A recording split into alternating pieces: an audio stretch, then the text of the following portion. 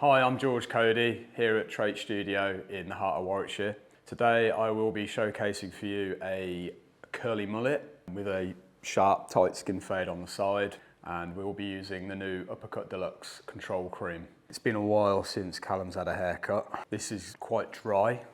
The haircut is in need of a bit of moisture. It's definitely going to need some taming. Using the right combination of cutting techniques and then finished with the control cream, I think will really, enhance what we got here. But I want to maintain the natural kind of curls and waves in this haircut.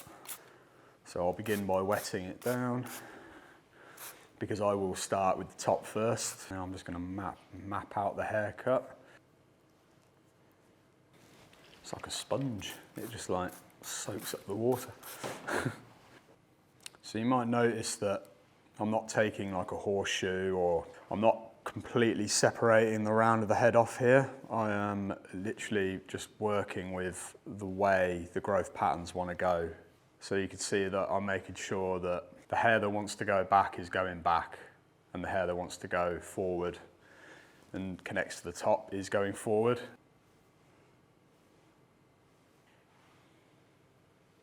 So the length into the mullet is going to begin from behind the ear. So I'm just going to make sure that I section that away. It's roughly around where his head starts to round, which is behind the ear. For most people, the head does start to round behind the ear. You can see where the comb leaves the head. That's where the head is starting to round. This area here, obviously, I want to keep this. And I think that the length of that isn't actually that bad. I can always clean it up a little bit at the end, but for now I'm just going to focus on this area here above the occipital bone. So I'm going to start by just seeing where the length is there. Just going to make sure that I don't actually cut too much towards the nape. So I've got my guide there. Work to the left of that. I'm going to work square as well. I'm not going to round because I don't want to come in tight here. Guide. And then as I get lower and lower, I'm angling my fingers out because I want to retain this here. So I'm just pulling everything to the previous section. I'm just going to drag the hair behind here, and I'm going to see what reaches. And like I thought, not a lot. I don't want to waste too much time taking loads of individual sections when I don't need to. So what I'm going to do now is just repeat that on the other side. Now I'm just going to cross-check it, just to make sure everything's, you're not going to get everything perfect the first time round. And I'm not going to come around and cross-check this way, because that would then make it round. I want everything kind of just straight off. I want these bits to be on the corners here to be as long as possible. So yeah, that sits, even just doing that, that just sits a little bit better for me now. And I know exactly where I'm at. I know that I haven't really taken anything from this now. So I'm going to build up a bit of block graduation here. So I'm going to create a noticeable kind of weight line that will connect into the back here, because all this is going to get clippered out. I just want a little bit of an outline as to where I'm going to clipper into. I just like the area I'm clippering into to be as clean as possible.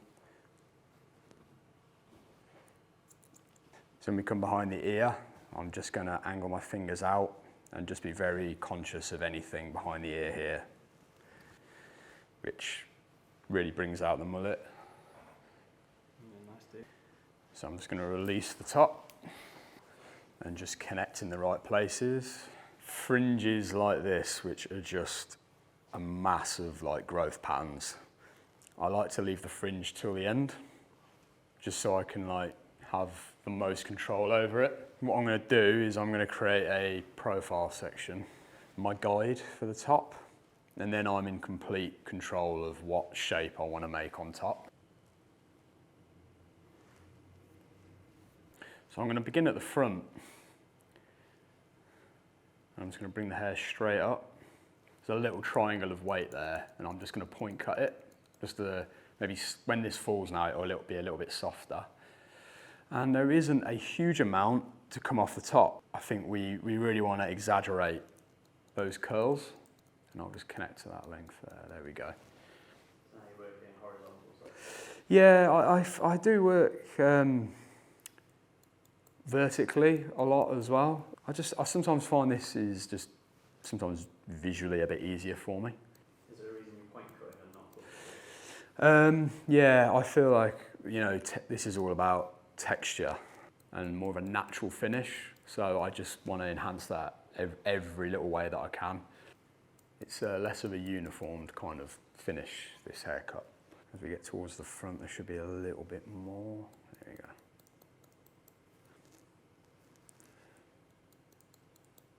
Just taking a bit of the guide from the other side. There's my guide there. I'm just going to cut straight to that. I want to keep quite a bit of weight on these corners here. So I am cutting square. So I am cutting straight off the head. Just a little bit of cross check.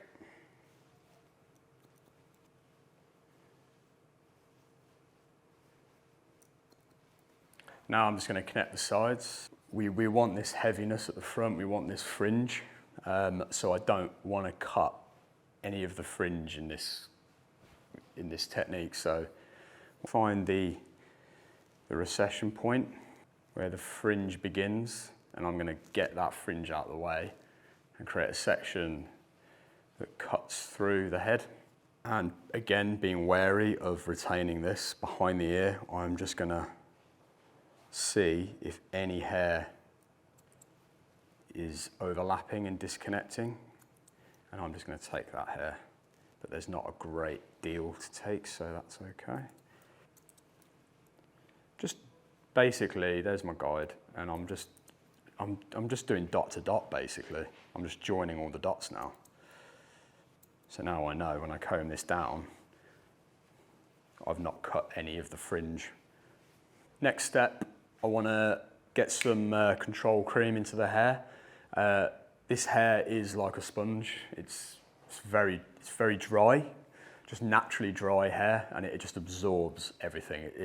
I've had to put loads of water on it, otherwise it will soak it up. So what this will do is it will add a bit of moisture, which the hair needs to really like enhance the curls and just make it look a lot healthier.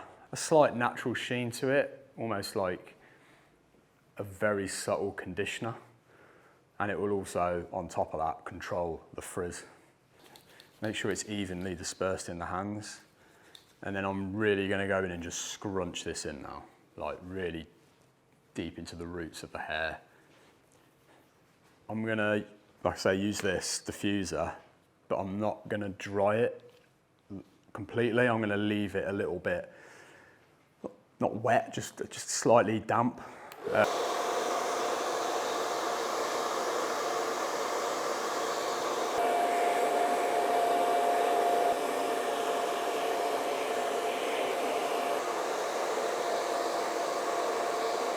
Yeah, I'd say using diffuser is not difficult. You don't actually need much movement. It covers a broader area without pinpointing the airflow, so it will just dry everything evenly and just lock in what you have there. If you scrunch your hair up into how you kind of like it to look and then just hover the diffuser above your head at a medium heat, it will just set. You don't need to use a diffuser with this control cream. You could just scrunch the control cream into your hair, and you know, as long as your hair's not soaking wet, you could just then go about your day and let it dry naturally. Next, we're going to work on the clipper work. So I've got a 2.5 on my clipper, and I'm going to meet this weight line that I've created, and I'm going to follow it around and tuck it just behind the ear. And I'm just being very mindful not to do this. I am now angling the clipper. What I'm going to do is I'm going to grab the trimmer and I'm going to create my 0 line. I'm going to arc this down to just behind the ear here.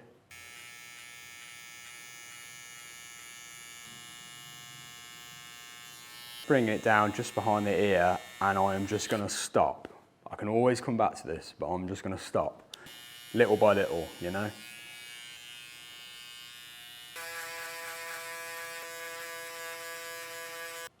Open clipper, and I'm just going to create a guideline just above the 0.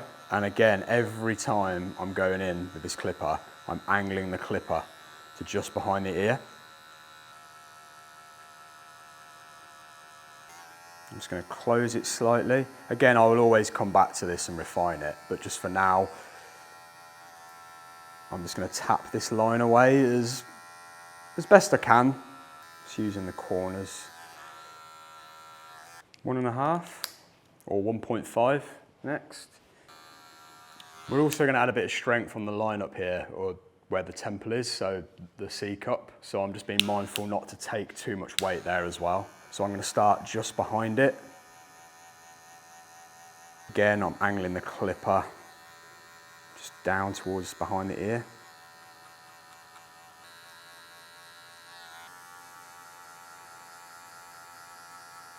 .5 guard just beneath that.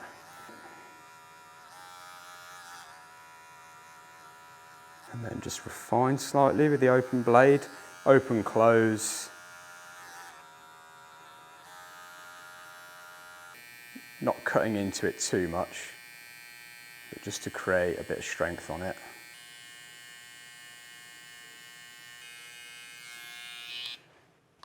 One 1.5 guard, and then we're just going to remove a little bit of this weight above the 1.5 now. Just blend in the beard a little bit. And then just repeat on the other side.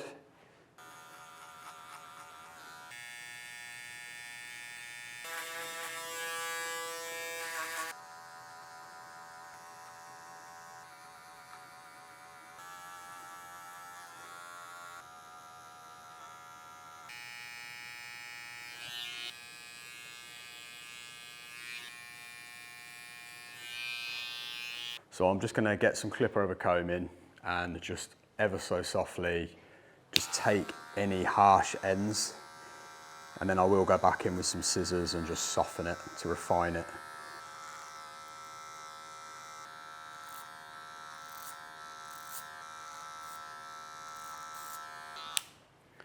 Cool.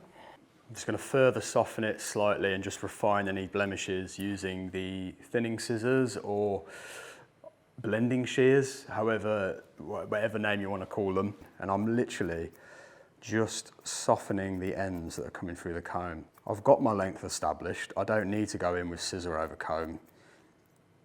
With the normal cutting scissors, I just need to reduce a little bit of weight and just take out some little blemishes just really softly. This is exactly what these scissors enable me to do. Get into the nape of the neck now. You can see there's a lot of growth patterns, but we kept the weight and the squareness here. So we've got exactly what we wanted.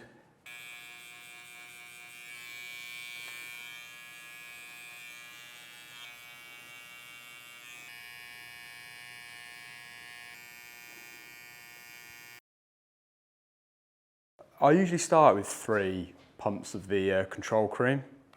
There's like a good starting point, and you can literally just add as much or as little as you need. This is all about bringing out the curls and the waves and just making sure they're under control as well. Smells good, doesn't it? Oh, it smells incredible. Everyone comments on the smell. You pump a couple of pumps in the hand, and people in the shop start saying, "What's that smell? What is that smell?" It smells amazing. And then when you use the heat from the blow dryer, it like enhances the smell as well.